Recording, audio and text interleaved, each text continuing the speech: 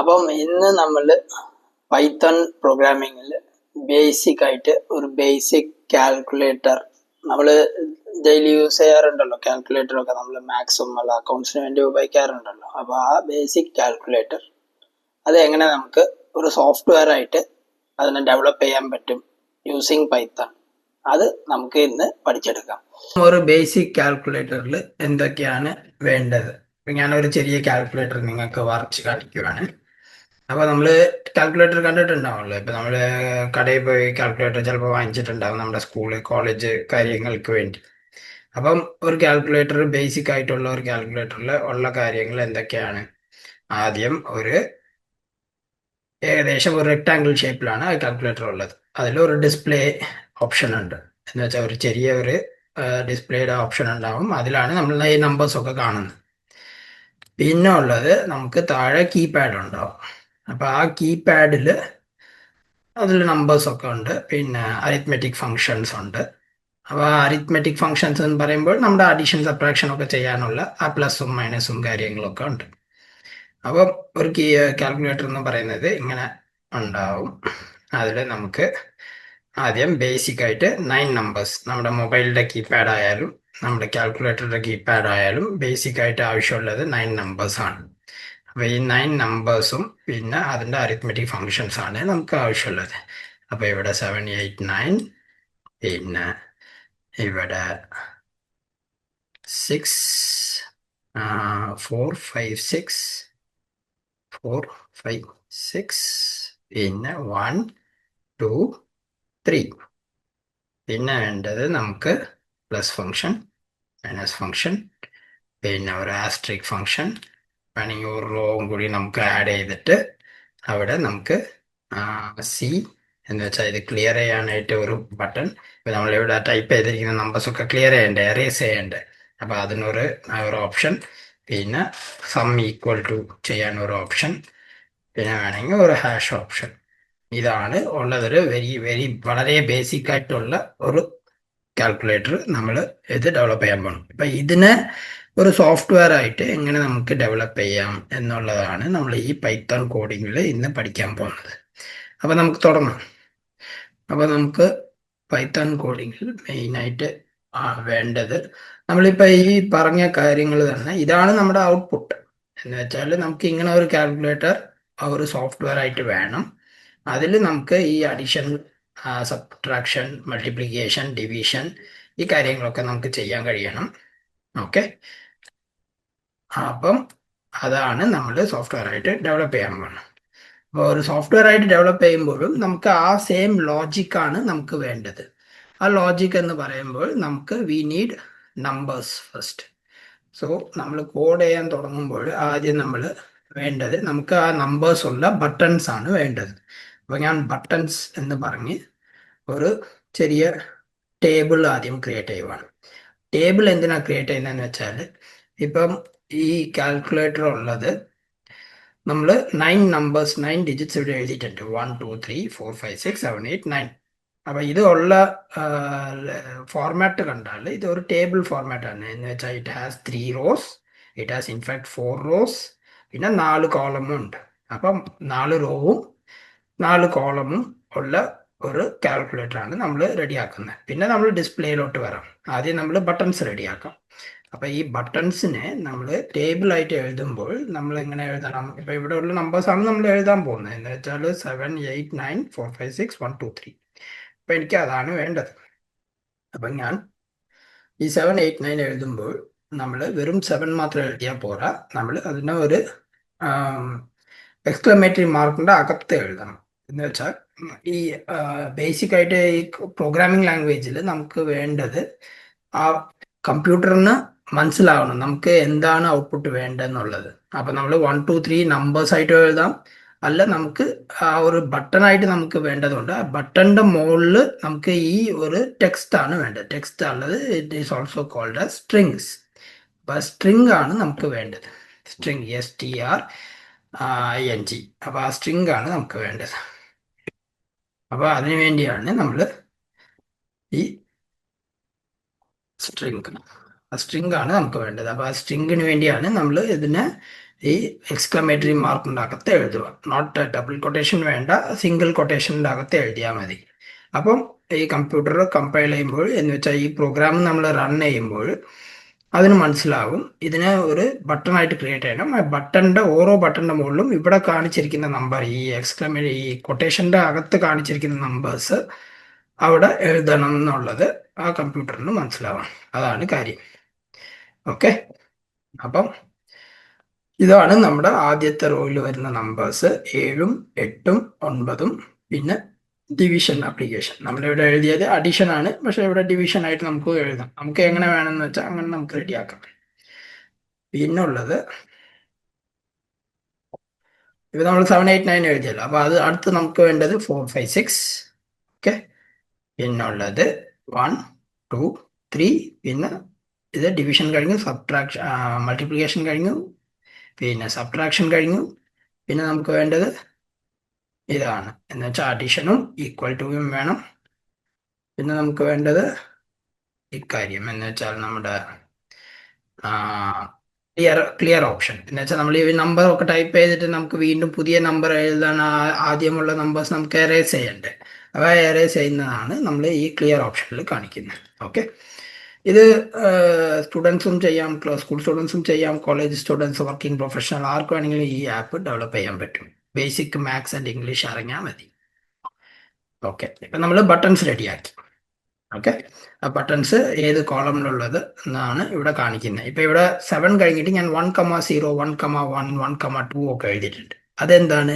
That is nothing but അതിൻ്റെ rose and column position ആണ് നമ്മൾ എഴുതിയിരിക്കുന്നത്. എന്ന് വെച്ചാൽ ഈ 7 ഉള്ള നമ്പർ ആദ്യത്തെ റോയിൽ ആദ്യത്തെ കോളത്തിലാണ് ഈ 7 നമ്പർ വരേണ്ടത്. പിന്നെ ഉള്ളത് 8 നമ്പർ ആദ്യത്തെ റോയിൽ രണ്ടാമത്തെ കോളത്തിൽ വരണം. അതിൻ്റെ പൊസിഷനാണ് നമ്മൾ ഈ അറേ ഫോർമാറ്റ്, ഇതിനെയാണ് അറേ എന്ന് വിളിക്കുന്നത്. അപ്പൊ നമ്മൾ സ്ട്രിങ്സ് ഉപയോഗിച്ചിട്ടുണ്ട്, പിന്നെ നമ്മൾ അറേസ് ഉപയോഗിച്ചിട്ടുണ്ട്. പിന്നെ ഈ അറേസിലാണ് നമ്മൾ റോ ആൻഡ് കോളംസിനെ കുറിച്ച് പറഞ്ഞിട്ടുണ്ട്. ഓക്കെ, ഇതൊക്കെ നമുക്ക് വേണമെങ്കിൽ ഡിസ്ക്രിപ്ഷൻ ആയിട്ട് എഴുതാം. ഇത് നമുക്ക് ഇതിൻ്റെ ആവശ്യമില്ല. എന്ന് വെച്ചാൽ കമ്പൈൽ ചെയ്യുമ്പോൾ ഈ കോഡ് റൺ ചെയ്യുമ്പോൾ ഇതിൻ്റെ ആവശ്യമില്ല. അതുകൊണ്ട് ഞാൻ അത് കമൻറ്റ് ചെയ്ത് വെക്കുവാണ്. അപ്പം ഞാൻ എന്ത് വേണമെങ്കിലും ഇവിടെ സെൻറ്റൻസ് എഴുതിയിട്ട് അതിൻ്റെ ഒരു ഹാഷ് സിമ്പിൾ ആദ്യം ഉപയോഗിച്ചാൽ that will come as a comment. അപ്പോൾ ആ comment will not get executed. അത് നമുക്ക് ഈ കോഡിനെ വായിച്ച് മനസ്സിലാക്കാനും ബാക്കിയുള്ള ആൾക്കാർക്ക് ഇത് കണ്ടാൽ മനസ്സിലാവാനും അവർക്ക് മനസ്സിലാക്കാനാണ് നമ്മൾ ഇതൊക്കെ എഴുതി വെക്കുന്നത്. അപ്പോൾ നമ്മളിപ്പം ബട്ടൺസ് റെഡിയാക്കി. ബട്ടൺസ് ഏത് പൊസിഷനിൽ വേണം എന്നുള്ള കാര്യവും നമ്മൾ റെഡിയാക്കി പറഞ്ഞിട്ടുണ്ട്. അപ്പോൾ നെക്സ്റ്റ് നമുക്ക് അടുത്ത് എന്താണ് വേണ്ടത്? ബട്ടൺസ് റെഡിയാക്കി. ഇനി നമുക്ക് വേണ്ടത് ഇപ്പം ഈ ബട്ടൺസ് ഏതൊക്കെ ബട്ടൺസ് ആണെന്നുള്ളത് നമ്മൾ ഡിഫൈൻ ചെയ്തു. അടുത്ത് നമുക്ക് വേണ്ടത് ഈ ബട്ടൺസ് ക്രിയേറ്റ് ചെയ്യാനായിട്ട് ഈ കമ്പ്യൂട്ടറോട് പറയണം. അതെങ്ങനെ നമ്മൾ പറയും?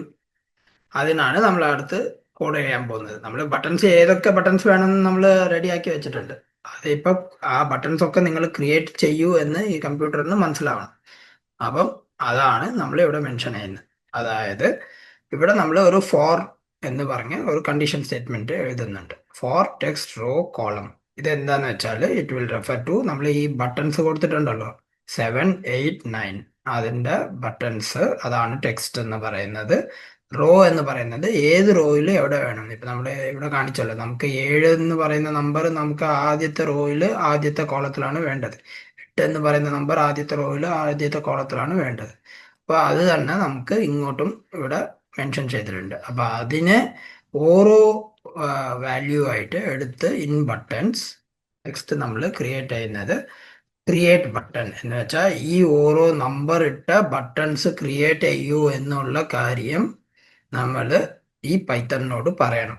എന്നാലേ അതിനെ അറിയത്തുള്ളൂ. അതിന് ഇപ്പോൾ ബട്ടൺസ് നമ്മൾ ഡിഫൈൻ ചെയ്തത് മനസ്സിലായി, പക്ഷെ അതിനെ ക്രിയേറ്റ് ചെയ്യണം എന്നുള്ളത് നമ്മൾ പറഞ്ഞാലേ അവർ ക്രിയേറ്റ് ചെയ്യത്തുള്ളൂ. അതാണ് ഈ സെൽഫ് ഡോട്ട് ക്രിയേറ്റ് ബട്ടൺ എന്ന് നമ്മൾ മെൻഷൻ ചെയ്തിരിക്കുന്നത്. ഓക്കെ, ഇപ്പം ഈ ക്രിയേറ്റ് ബട്ടൺ എന്ന് നമ്മൾ പറയുന്നത് ഇത് എങ്ങനെ ക്രിയേറ്റ് ചെയ്യണം എന്നുള്ളതും നമ്മൾ പറയണം. എന്ന് വെച്ചാൽ ആ ബട്ടണ് ഏത് കളറിലായിരിക്കണം, എത്ര സൈസിലായിരിക്കണം, വലിയ ബട്ടൺ വേണോ ചെറിയ ബട്ടൺ വേണോ, അപ്പോൾ അതൊക്കെ നമ്മൾ ഡിഫൈൻ ചെയ്യണം. അപ്പോൾ അതാണ് നമ്മൾ അടുത്ത് ചെയ്യാൻ പോകുന്നത്. എന്ന് വെച്ചാൽ ക്രിയേറ്റ് ബട്ടൺ സെൽഫ്. അപ്പോൾ അതിനെ നമ്മൾ ഡിഫൈൻ ചെയ്യണം. എങ്ങനെ ഡിഫൈൻ ചെയ്യും?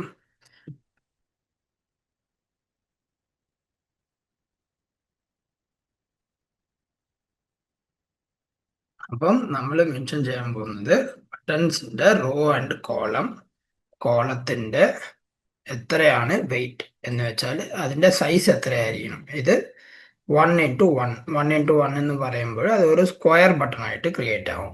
അതാണ് self dot master grid row figure column figure നമ്മൾ മെൻഷൻ ചെയ്തു. എന്ന് വെച്ചാൽ റോവിന്റെ സൈസ് നമുക്ക് 1 ആയിട്ടും കോളമിന്റെ സൈസ് 1 ആയിട്ടും വെച്ച് ഒരു സ്ക്വയർ ബട്ടൺ ആണ് നമുക്ക് വേണ്ടത്.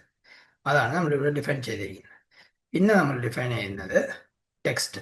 ഇപ്പം നമുക്ക് വേണമെങ്കിൽ ഡിഫറെൻറ്റ് കളേഴ്സ് ഉപയോഗിക്കാം. എന്ന് വെച്ചാൽ നമ്പേഴ്സിന് ഒരു കളറും പിന്നെ ഇതിൻ്റെ വേറെ ഒരു കളറും, എന്ന് വെച്ചാൽ ഈ അഡീഷൻ സബ്ട്രാക്ഷൻ അതിൻ്റെ ബട്ടണിന് വേറെ ഒരു കളറും നമുക്ക് വേണമെങ്കിൽ ഉപയോഗിക്കാം. അതെന്താണെന്ന് വെച്ചാൽ നമുക്കത് ഫൈനൽ ഔട്ട്പുട്ട് വരുമ്പോൾ നമ്മളത് കാണാൻ പറ്റും ഡിഫറെൻറ്റ് കളറിലുള്ള കാര്യങ്ങൾ. എന്ന് വെച്ചാൽ നമ്പേഴ്സ് ഒരു കളറിലും പിന്നെ അഡീഷൻ സബ്ട്രാക്ഷൻ ഒരു കളറിലും ക്ലിയർ ബട്ടൺ വേറെ ഒരു കളറിലും. So it will look good.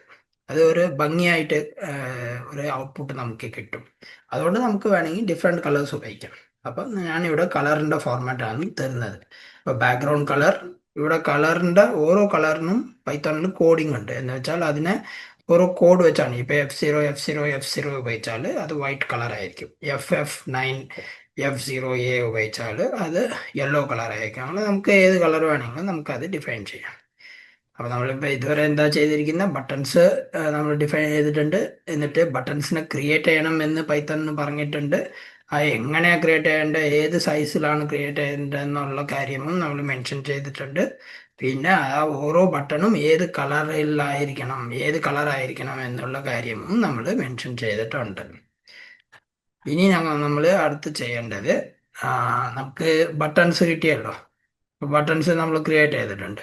ഇനി നമുക്ക് വേണ്ടിയത് ഇവിടെ ഒരു ഡിസ്പ്ലേ ഓപ്ഷൻ. പിന്നെ ഈ ഡിസ്പ്ലേ ഓപ്ഷനിൽ നമ്മൾ ഇവിടെ എന്ത് നമ്മൾ പ്രസ് ചെയ്താലും ഓരോ ബട്ടൺ നമ്മൾ പ്രസ് ചെയ്യുമ്പോഴും ആ ഓരോ നമ്പർ ഇവിടെ ഡിസ്പ്ലേ ആവണം. അപ്പോൾ അതിനുള്ള കോഡിംഗ് ആണ് നമ്മൾ അടുത്ത് എഴുതാൻ പോകുന്നത്.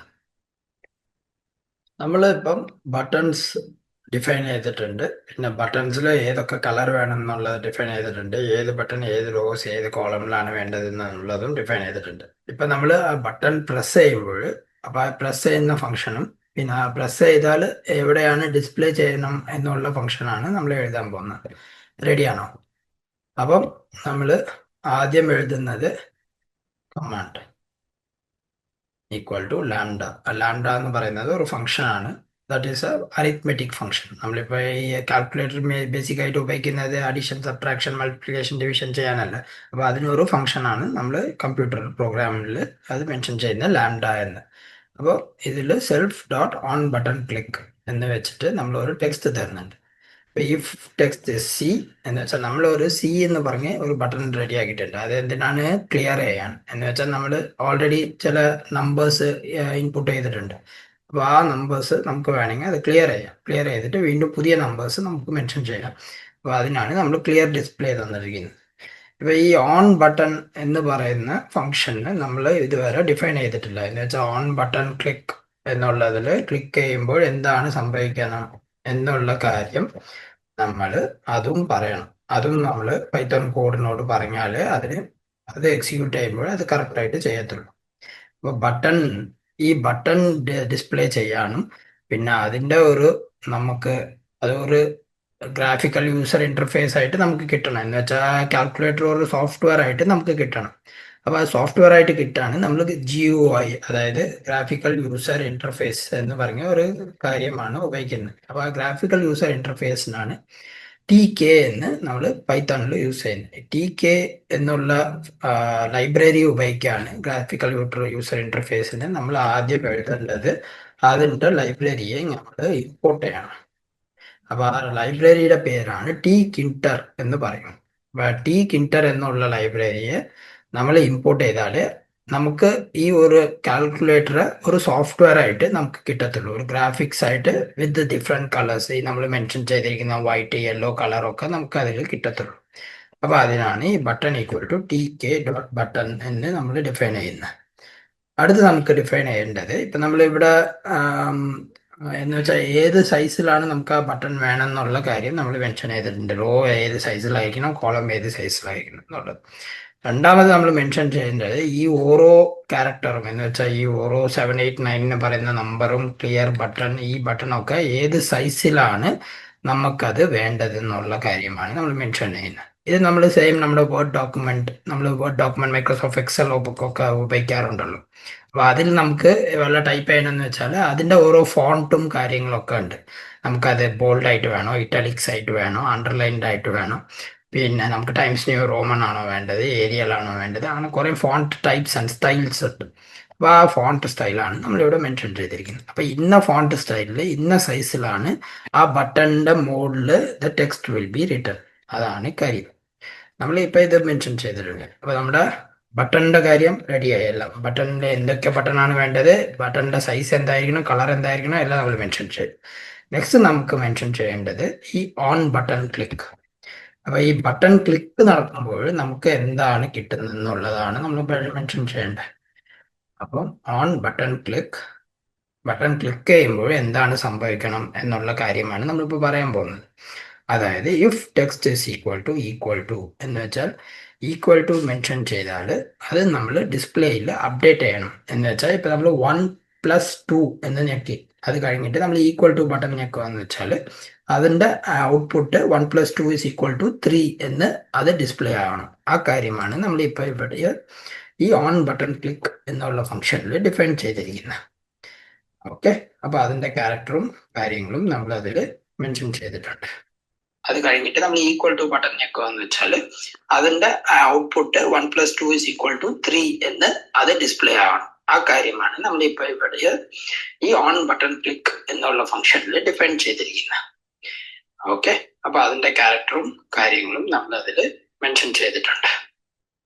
ഇതുവരെ നമ്മൾ ബട്ടൺസ് ക്രിയേറ്റ് ചെയ്തിട്ടുണ്ട്. ബട്ടൺസിന്റെ നമ്മൾ സൈസും കളറും ഒക്കെ മെൻഷൻ ചെയ്തിട്ടുണ്ട്. പിന്നെ ബട്ടൺ ക്ലിക്ക് എങ്ങനെ വർക്ക് ചെയ്യണം എന്നുള്ള കാര്യവും നമ്മൾ കോഡ് ചെയ്തിട്ടുണ്ട്. നമ്മൾ ഏകദേശം ഒരു കാൽക്കുലേറ്റർ റെഡിയാക്കാനുള്ള കാര്യങ്ങളൊക്കെ ചെയ്തിട്ടുണ്ട്. ഇനി കുറച്ച് കാര്യങ്ങൾ മാത്രമേ ഉള്ളൂ. അതും നമ്മൾ ചെയ്ത് തീർത്താൽ നമ്മുടെ കാൽക്കുലേറ്റർ റെഡിയാവും. അപ്പോൾ നമുക്ക് കണ്ടിന്യൂ ചെയ്യാം. അപ്പോൾ അടുത്ത് നമ്മൾ ചെയ്യേണ്ടത് ഇപ്പം ഈ ഓൺ ബട്ടൺ ക്ലിക്ക് എന്ന കാര്യത്തിൽ നമ്മൾ കാൽക്കുലേറ്റ് ആൻഡ് അപ്ഡേറ്റ് എന്ന് പറഞ്ഞ് രണ്ട് ഫംഗ്ഷനാണ് നമ്മൾ മെൻഷൻ ചെയ്തിരിക്കുന്നത്. അപ്പോൾ ആ കാൽക്കുലേറ്റ് ആൻഡ് അപ്ഡേറ്റ് എന്നുള്ള ഫംഗ്ഷനാണ് നമ്മൾ ഡിഫൈൻ ചെയ്യേണ്ടത്. ഓക്കെ, അപ്പോൾ അതിൻ്റെ ഡിഫിനിഷനാണ് നമ്മൾ അടുത്ത് മെൻഷൻ ചെയ്യേണ്ടത്. കാൽക്കുലേറ്റ്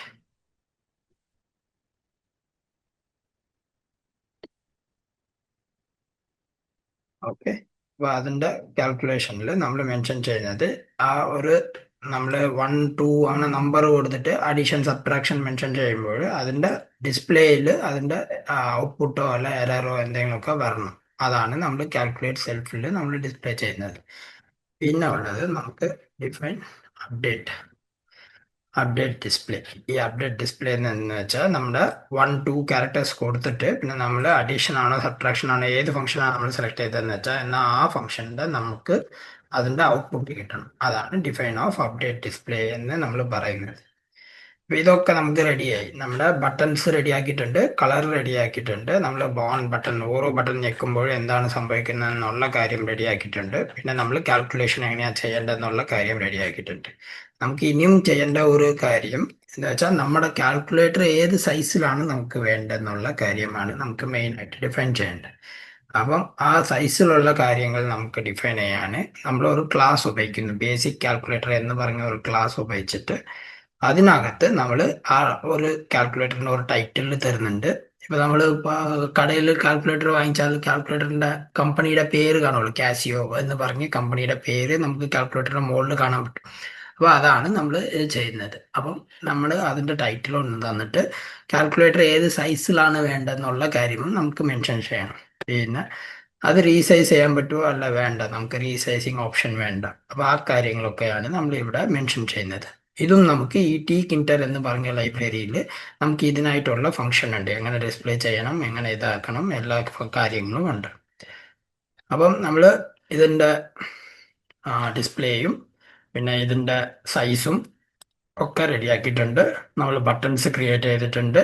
ബട്ടൺസ് എങ്ങനെയാണ്, നമുക്ക് ബട്ടൺസിൽ ഏത് ഫോണ്ടിലാണ് നമുക്കത് വേണ്ടത്, ഏത് കളറിലാണ് ഓരോ ബട്ടൺ വേണ്ടത്, ഇതെല്ലാം നമ്മൾ റെഡിയാക്കിയിട്ടുണ്ട്. പിന്നെ ഓരോ ബട്ടൺ ക്ലിക്ക് ചെയ്യുമ്പോഴും എന്താണ് സംഭവിക്കേണ്ടത്, കാൽക്കുലേഷൻ ആണോ, ഡിസ്പ്ലേ ആണോ, അപ്ഡേറ്റ് ആണോ, അതും റെഡിയാക്കിയിട്ടുണ്ട്. പിന്നെ കാൽക്കുലേഷനിൽ എങ്ങനെയാണ് കാൽക്കുലേഷൻ നടക്കുന്നത് എന്നുള്ള കാര്യവും നമ്മൾ റെഡിയാക്കിയിട്ടുണ്ട്.